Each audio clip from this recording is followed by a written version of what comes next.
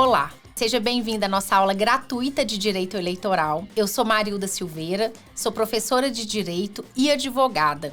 Eu fiz mestrado e doutorado em Direito Administrativo, mas em Direito Eleitoral é que eu atuo com a maior paixão. Eu sou advogada de campanhas eleitorais, fiz campanhas de presidente, de governador, de prefeito, de vereador. E é com essa experiência de professora e advogada que a gente reuniu informações para colocar nesse curso e tornar o acesso a esse conhecimento de direito eleitoral, que eu sei que não é fácil, mais fácil para você que vai trabalhar numa campanha eleitoral, que é candidato, que é assessor, que é marqueteiro, que foi contratado ou que é cidadão e quer entender aquilo que pode e o que não pode, sobretudo em propaganda eleitoral, aquilo que te expõe a risco. Por que esse conhecimento e a união da experiência com a atividade acadêmica de professor é importante? Não é fácil a gente medir o risco em campanha eleitoral. Aliás, não é fácil medir risco em nada. Mas as regras, nem na vida e nem no direito, elas são 100% objetivas. Não dá para saber aquilo com certeza do que pode e o que não pode.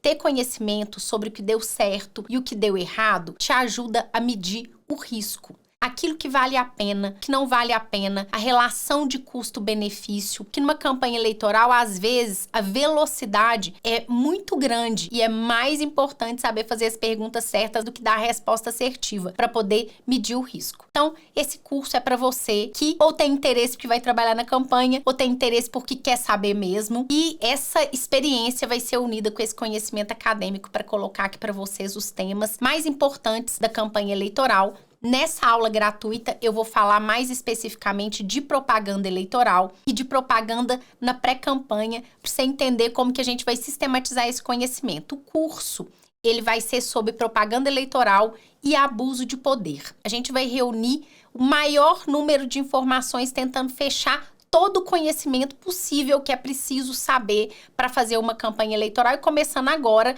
da pré-campanha para você entender como que você disputa com alguém que está muito na sua frente, como que você faz para usar a internet, as redes sociais, usar a propaganda tradicional, como que você pode usar as ferramentas para te dar visibilidade sem infringir as regras eleitorais e sem correr o risco de praticar algum ato ilícito que coloque em risco o seu dinheiro, que vai te aplicar multa, vai te mandar devolver dinheiro e também coloca em risco o seu próprio mandato, porque não adianta nada você se eleger e lá na frente a Justiça Eleitoral cassar o seu mandato por conta de um ato ilícito ou cassar o mandato daquele que você está assessorando, que talvez seja pior, né? A pessoa te contrata para fazer uma campanha e no final acaba cassado.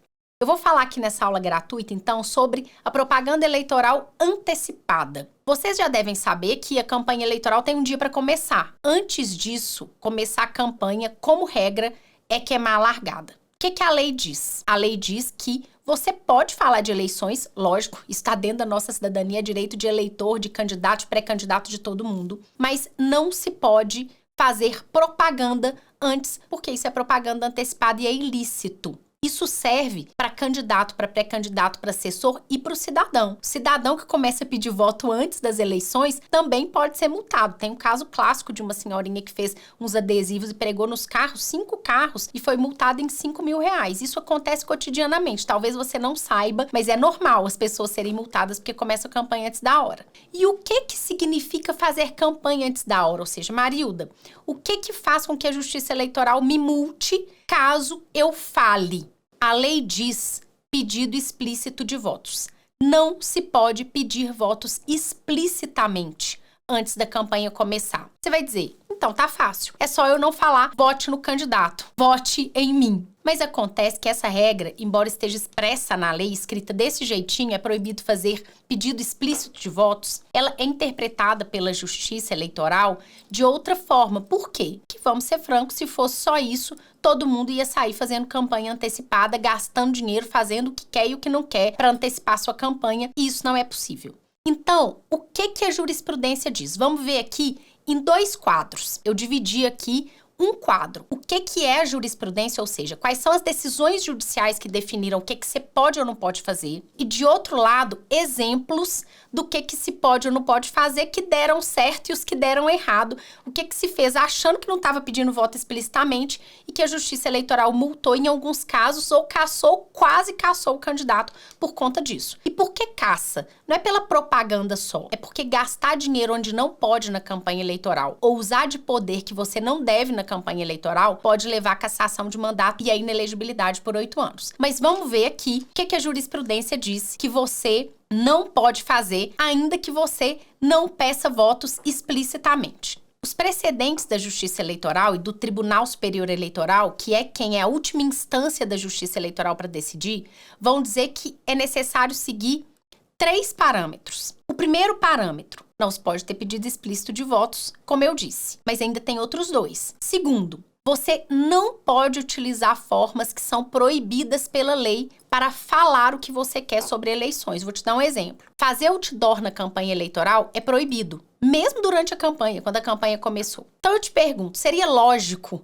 você poder usar outdoor antes da campanha começar, se durante a campanha você não pode? O que a Justiça Eleitoral falou? Não pode nem antes nem depois. Então você tem a obrigação de olhar o que é proibido durante a campanha para não fazer antes da campanha começar também. Essa é a segunda proibição, que é a geral. Terceira proibição geral. Você não pode violar o princípio da isonomia. Então, você só pode fazer aquilo que uma pessoa na sua vida normal faria. Um exemplo. Eu, na minha vida normal, contrato um personal stylist, arrumo meu cabelo, tenho lá o meu canal no YouTube, no Instagram, mas eu poderia contratar toda uma equipe para poder cuidar disso, investir um dinheiro pesado para fazer isso, veja, já começa a querer pisar na linha. Então, é preciso tomar cuidado com a quantidade de dinheiro que se investe na pré-campanha para isso não quebrar a isonomia, que você não pode ultrapassar o que uma pessoa normal faria na sua vida cotidiana para poder cuidar da sua rotina. Então, essas são as 3 regras gerais.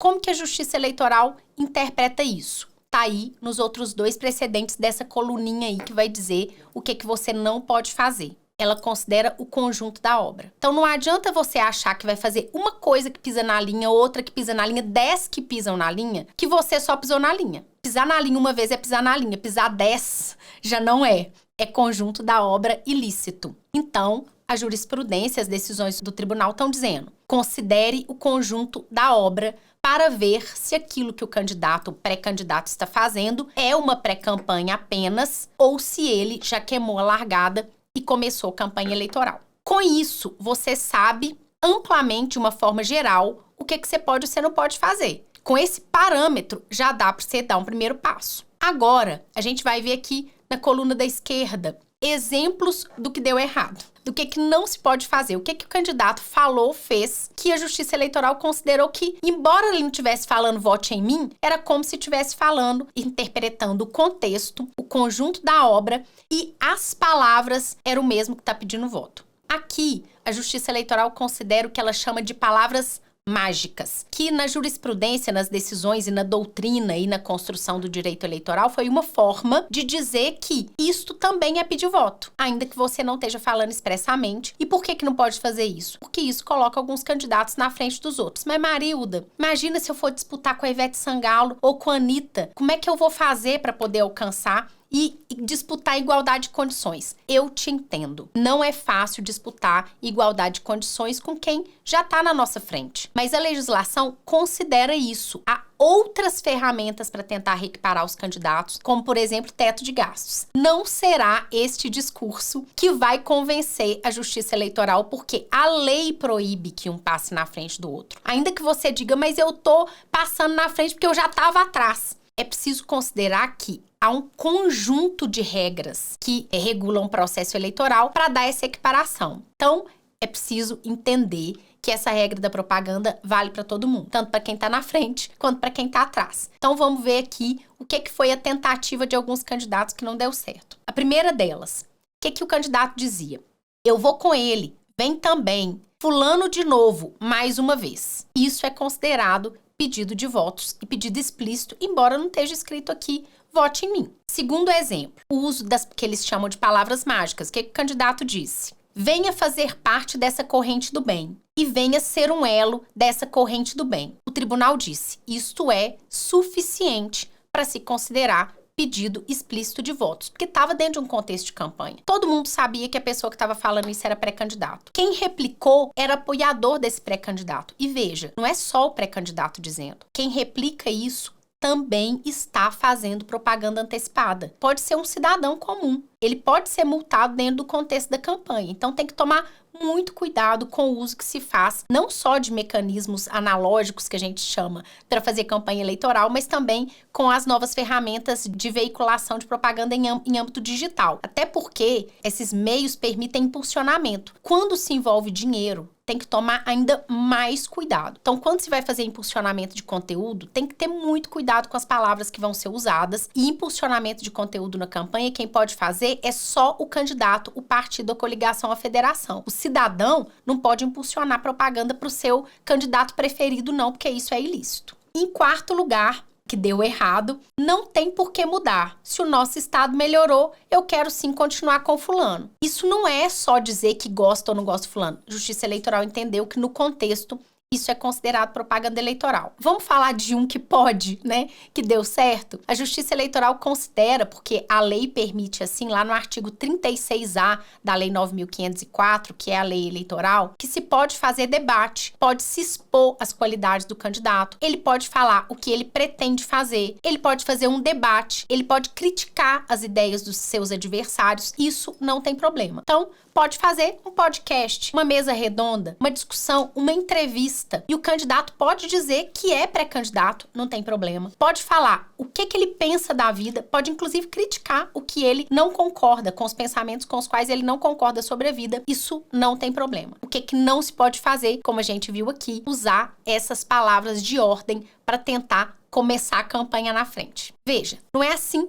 tão difícil sistematizar o conhecimento de direito eleitoral. Talvez a gente tenha que fazer um exercício de, primeiro, organizar o que está na legislação. Segundo, vincular isso com o que está na jurisprudência, que é o que o tribunal já interpretou, e colocar numa coluna de exemplos para poder ficar mais fácil de visualizar. Eu acho que explicando dessa forma fica um pouco mais fácil. Pelo menos é a forma que fica mais fácil para mim e é essa que eu quero compartilhar com você. Se você trabalha na campanha, se você quer entender de direito eleitoral, se você de alguma forma acha que é útil para você esse conteúdo, vale a pena se inscrever no nosso curso e ter acesso a esse conteúdo que vai ser sistematizado para propaganda eleitoral e para abuso de poder, todo dessa forma, da maneira mais completa possível e com material que vai ser disponibilizado, que vai te ajudar a entender do direito eleitoral, mas não só isso, a trabalhar com esse conteúdo. Aqui na nossa página do Direito em Ação, você vai encontrar todas as informações sobre o curso. Todo o conteúdo que tem de bônus, vídeos, depoimentos de alunos. Mas se ainda ficar alguma dúvida, você pode entrar em contato com a nossa equipe de WhatsApp, que está aqui disponível também na página. Vem com a gente!